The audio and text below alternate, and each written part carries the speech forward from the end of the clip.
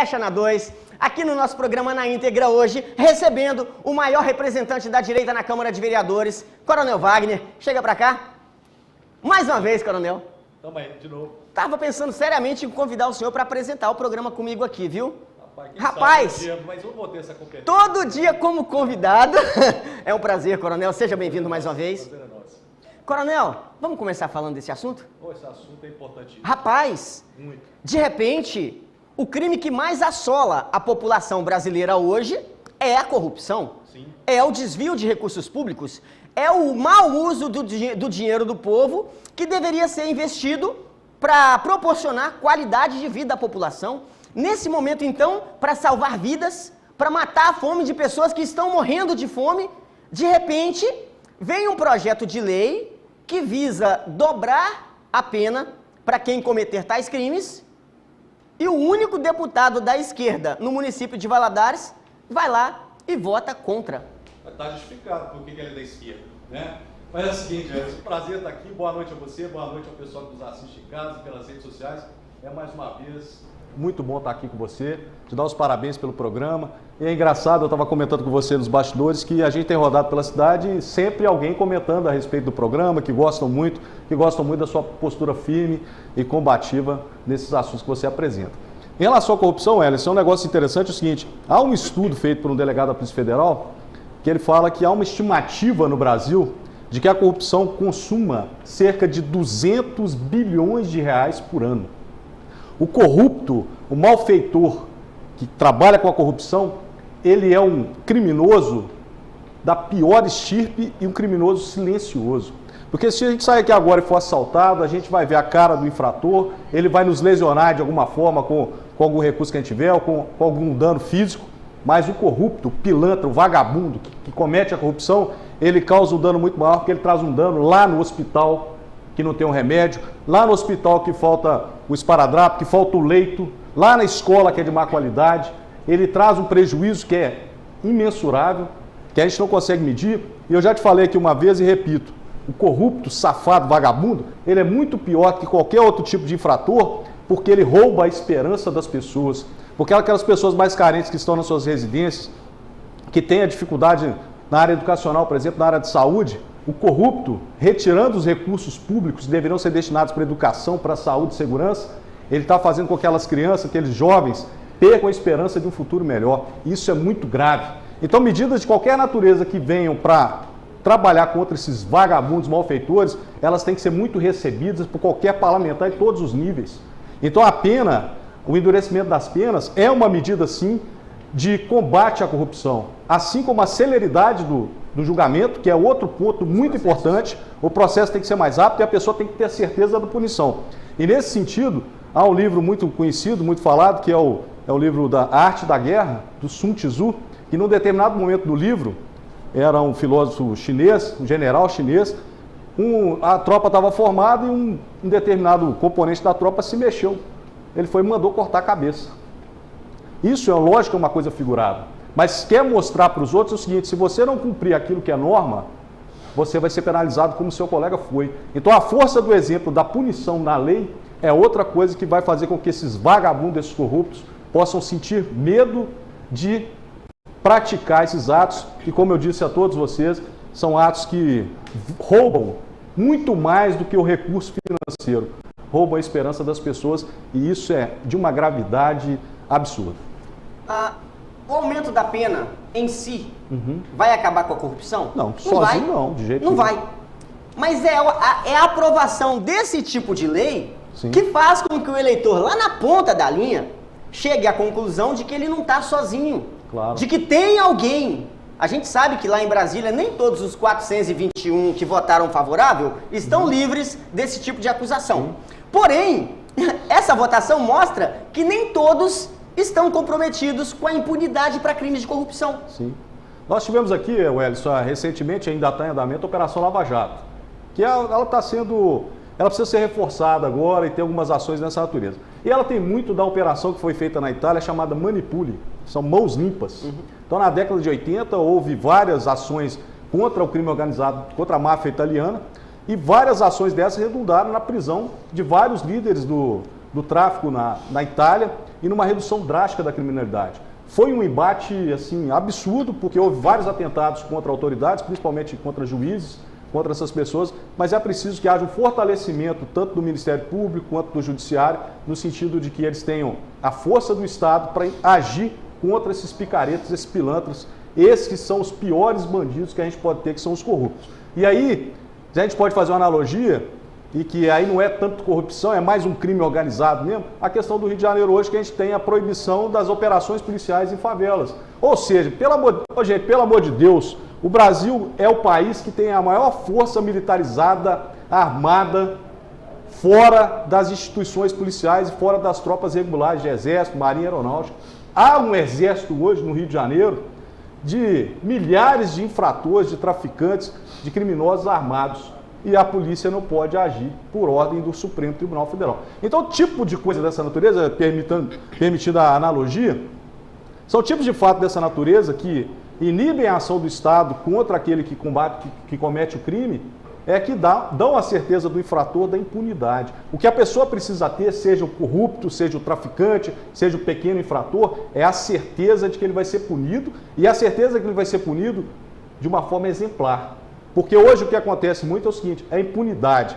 Vou te dar um exemplo claro aqui de Valadares. Nós temos um estudo, falei assim, vamos levantar aí quantas prisões as pessoas tiveram aqui em Valadares nos últimos 10 anos. Isso foi feito em 2010. Pegamos 2010 até 2000, retroagimos o tempo. E descobrimos lá que tinha mais de 5 mil pessoas presas num determinado período e tal. Mas um fato que me chamou muita atenção é o seguinte, tinha um indivíduo lá, Welles, o camarada tinha sido preso 94 vezes. 90, ele começou a ser apreendido, ele era menor, com 13 anos, foi posse de maconha, depois partiu para um furto, porte ilegal de arma, até chegar ao tráfico, depois é homicídio. Ou seja, se ele não teve a punição lá atrás, no início, se ele não teve o exemplo da dureza da pena, o exemplo do Estado agindo rapidamente, isso propiciou que ele continuasse a sua carreira criminosa. E não só ele, mas vários outros tiveram lá entre 5 e 10 prisões, entre 15 e 20 prisões. Isso tudo por quê? Por causa de uma legislação que permite que o indivíduo aqui nesse país cometa o crime uma vez, 2 vezes, 3 vezes, e aí não tem a certeza da punição e ele acha que pode agir livremente, e a partir dessa certeza da impunidade, ele continua agindo. E o que é pior, ele não só continua agindo naqueles crimes que ele praticou anteriormente, mas o que a gente observa no estudo disso é que a cada vez que passa, há uma gravidade maior na prática do crime que esse indivíduo vem a cometer. Isso é muito grave. Realmente, coronel, a corrupção hoje no país, ela está tão incrustada na vida ou no dia a dia do político, que é difícil você acreditar que lá tem alguém que esteja livre dessa situação. Porém, quando tem alguém perto de você que vota contrário a um projeto desse, a coisa se complica, a indignação aumenta um pouquinho. Aumenta muito mais, ainda mais alguém que se apresenta como pré-candidato a prefeito. Eu acho que é uma vergonha isso. Eu acho que o indivíduo é o seguinte, você foi eleito, o deputado, o senhor foi eleito para ser representante nosso. Então eu, por exemplo, nós aqui, por exemplo, eu acredito que 90% da população, ou mais, 98% da população do governador Valadares, da nossa região, queria que esse projeto tivesse o seu voto. Porque nós que elegemos, eu não votei nele, mas a população que elegeu esse deputado quer que ele faça aquilo que nós esperamos que seja feito. E não essa vergonha de uma lei contra a corrupção, o cara votar contra, pô. Que lado que ele está? Isso é um absurdo, isso é uma vergonha, é de se envergonhar.